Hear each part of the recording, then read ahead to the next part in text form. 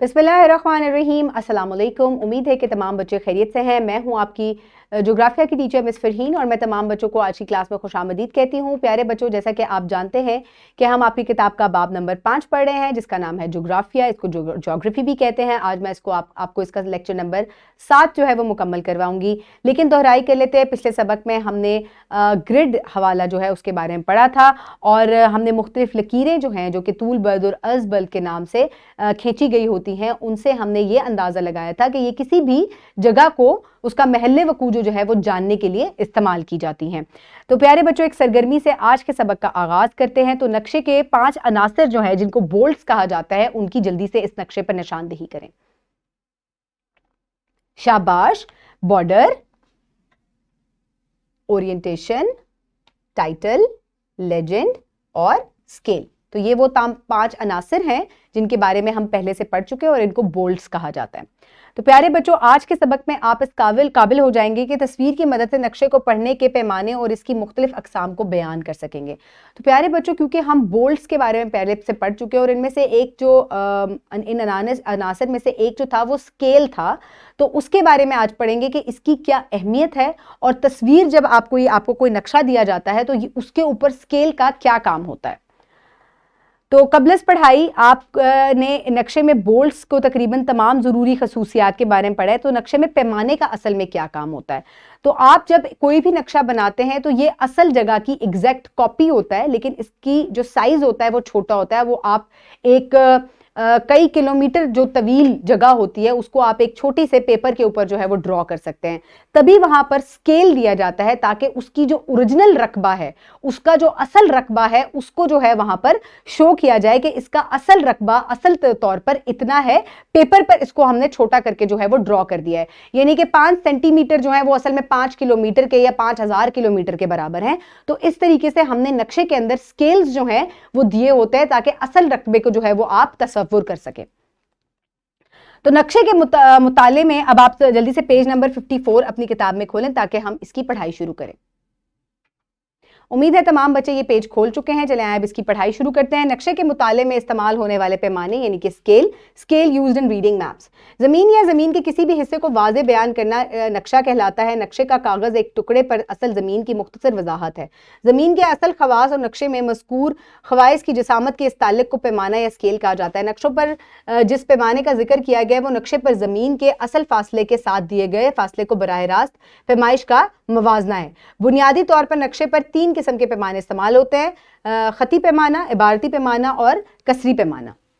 तो सबसे पहले आप ये देखें कि यहां पर एक नक्शा आपको दिया गया है और असल में जो इसका जाहिर है आपने ये लाइन ड्रॉ की है तो ये एक जगह से दूसरी जगह का फासला आपको दिखा रहा है। तो असल में ये फासला एक लाइन जितना तो नहीं होगा, ये कई हजार किलोमीटर होगा, क्योंकि एक मुल्क से दूसरे मुल्क का अगर आप रास्ता दिखा रहे हैं या एक शहर से दूसरे शहर का आप रास्ता दिखा रहे हैं या जिस तरह आप अपने घर से स्कूल तक का नक्शा बनाते हैं तो वो कई किलोमीटर पर मुहित होता है। लेकिन जब आप पेपर पर ड्रॉ करते हैं तो वो आप चंद सेंटीमीटर की जो है वो लाइन खींचते हैं, चंद इंच की जो है वो आप लाइन खींचते हैं। तो आप उसको असल जो पैमाना है उसके साथ जो है वो आप उसको कर सकते हैं कि जैसे 2 किलोमीटर जो है वो 1 इंच को या 1 सेंटीमीटर के साथ जो है वो नोट होते हैं। तो इस तरीके से हम बड़े से बड़े फासले को छोटी सी जगह पर समेट सकते हैं। तो मुख्तलिफ तरह के पैमाने जो हैं वो इस्तेमाल किए जाते हैं। सबसे पहले हम बार स्केल यानी कि खती पैमाना जो है इसके बारे में पढ़ते हैं। खती ग्राफ में इस्तेमाल किया जाने वाला पैमाना खती पैमाना कहलाता है। खती लंबाई को ज़मीन की लंबाई के तौर पर इस्तेमाल किया जाता है। खती पैमाने को ग्राफिकल पैमाना भी कहते हैं। तो यहाँ पर आप देख सकते हैं कि मील जो है उनको किलोमीटर में किस तरीके से जो है वो कन्वर्ट किया गया है। अब हम अगली जानिब पढ़ते हैं इबारती पैमाना यानी कि लेक्सिकल स्केल। वो पैमाना जो अल्फाज या निस्बत की सूरत में फासले को जाहिर करे इसे इबारती पैमाना कहलाते हैं। ये नक्शे पर दर्ज झैल तरीके से इस्तेमाल किया जाता है। 1 सेंटीमीटर 100 मीटर के बराबर है। इसके मतलब है कि ज़मीन का 100 किलोमीटर का फासला पैमाने पर 1 सेंटीमीटर है। तो जब लफ्ज़ों में किसी भी पैमाने को लिखा गया हो तो उसको हम लेक्सिकल स्केल कहते हैं, सिंपल है। और जब उसको ड्रॉ किया हुआ हो तो उसको हम बार स्केल कहते हैं।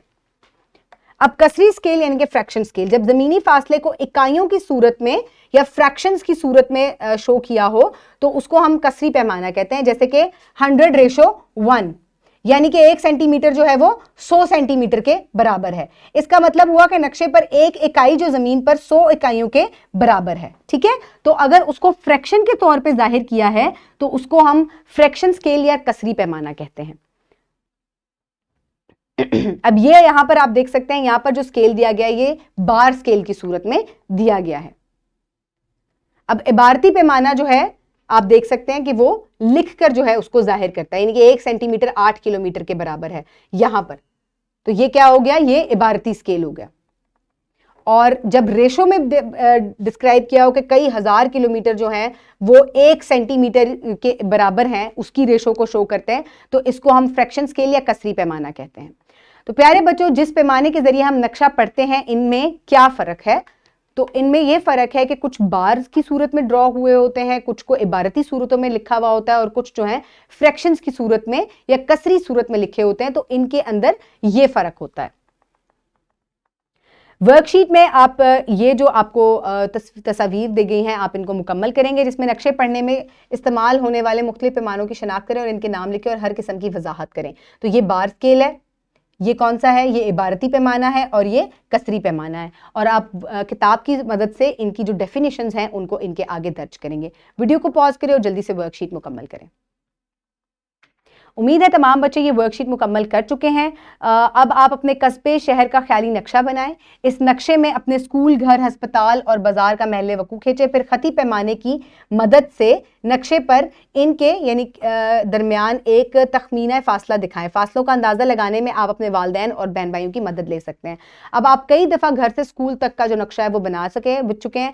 अब आप उसको स्केल के ज़रिए शो करेंगे और आप पेपर के ऊपर क्योंकि उसको बनाएंगे तो जो किलोमीटर्स हैं आपने उनको छोटे स्केल के अंदर पेपर के ऊपर बताना है कि ये स्केल इसके बराबर है और मैंने इस तरह से ड्रॉ किया। लाइन को आपने एग्जैक्ट उतने ही इंच का या सेंटीमीटर का दिखाना है। ठीक है, तो इस तरीके से आप नक्शा ड्रॉ करें। आप अपने वालिदैन या बहन भाई की मदद भी ले सकते हैं। ये आपका होमवर्क है। इसके अलावा आज हमने क्या पढ़ा, नक्शे पर पैमाने कैसे दिखाए जाते हैं, ये तहरीरी तौर पर, तनासिब के तौर पर और स्केल लाइन के तौर पर या बार स्केल के तौर पर जो है इनको दिखाया जाता है। उम्मीद है आपने आज के सबक को एंजॉय किया होगा। अपने इर्द गिर्द के लोगों का ख्याल रखिएगा। बहुत शुक्रिया। अल्लाह हाफ़िज़।